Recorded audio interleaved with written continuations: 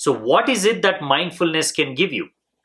The ability to be in the present moment can wash you clean of all the dirt and grime of centuries that is sticking to you, that has weighed you down. Every step you are carrying all this. It has become thick. It's hard to even see your own skin. But it is there. You know you're there. You know you're alive. You know you're not dead.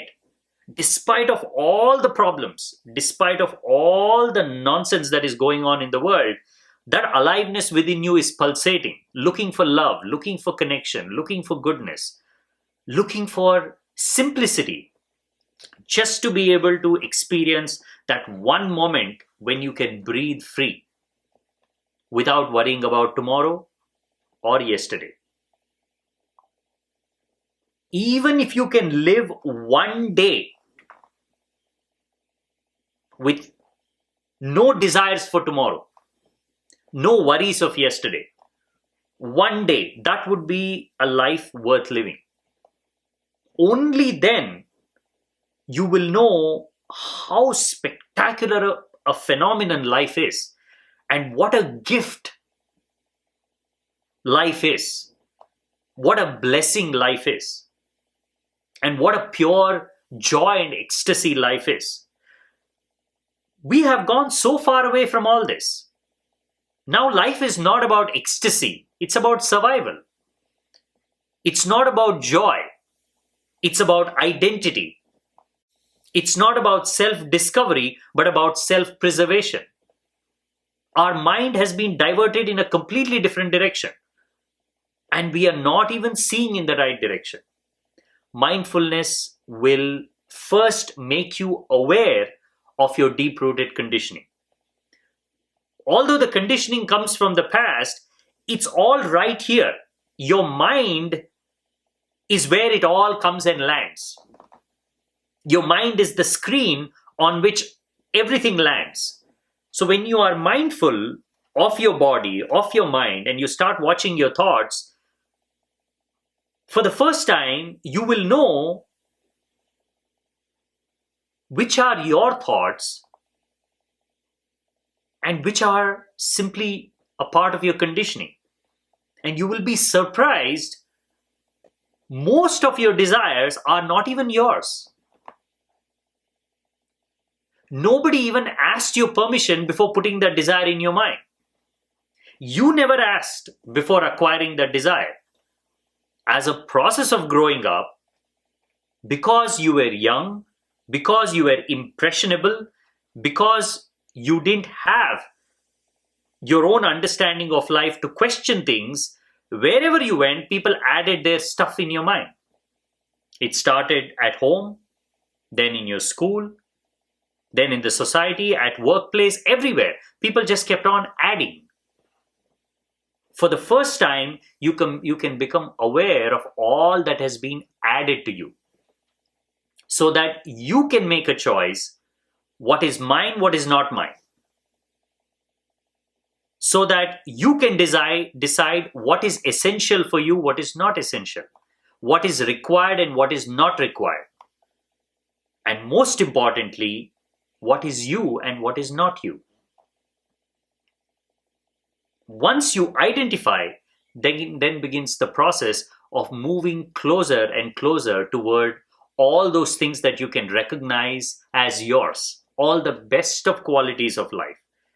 Connection with silence, connection with stillness, connection with love, connection with the present moment, which is your original nature.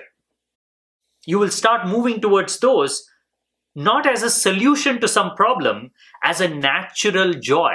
Just like a child is gravitated towards beautiful things, exciting things, beautiful things, you will start moving towards it.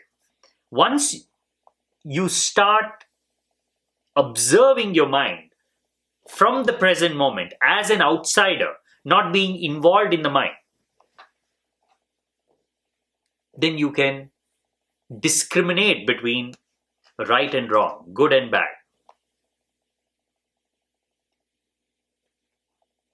Mindfulness is one of the very important limbs of yoga. Mindfulness is not just a modern practice. The word is modern.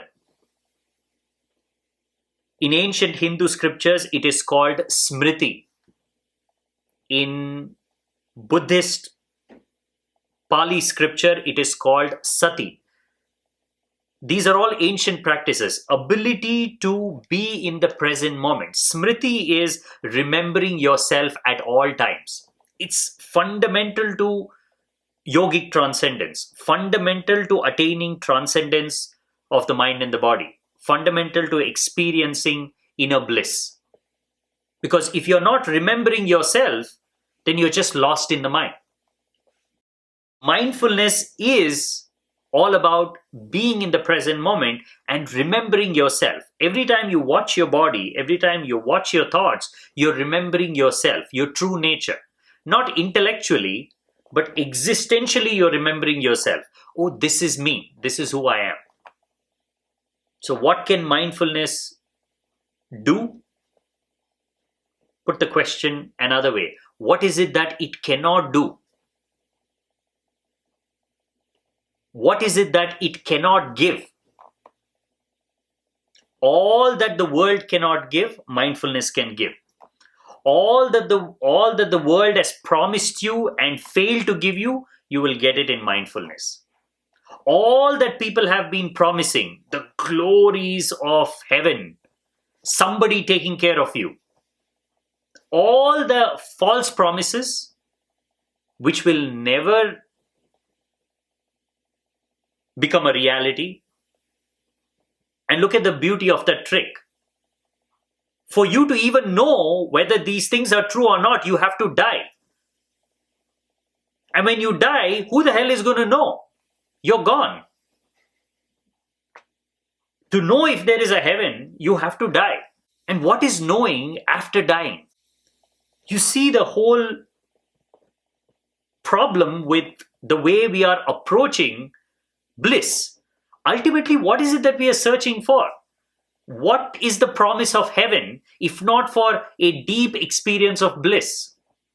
You call it bliss, you call it happiness, you call it deep joy, deep contentment. There is something, some space where we can live out of pain and suffering. That is what bliss is.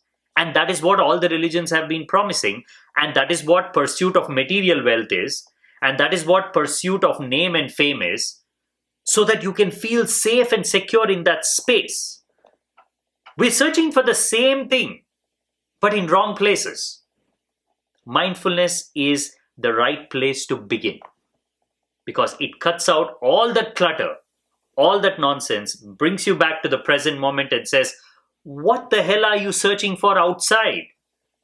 Do you think existence is a miser to put the most precious of things outside of you?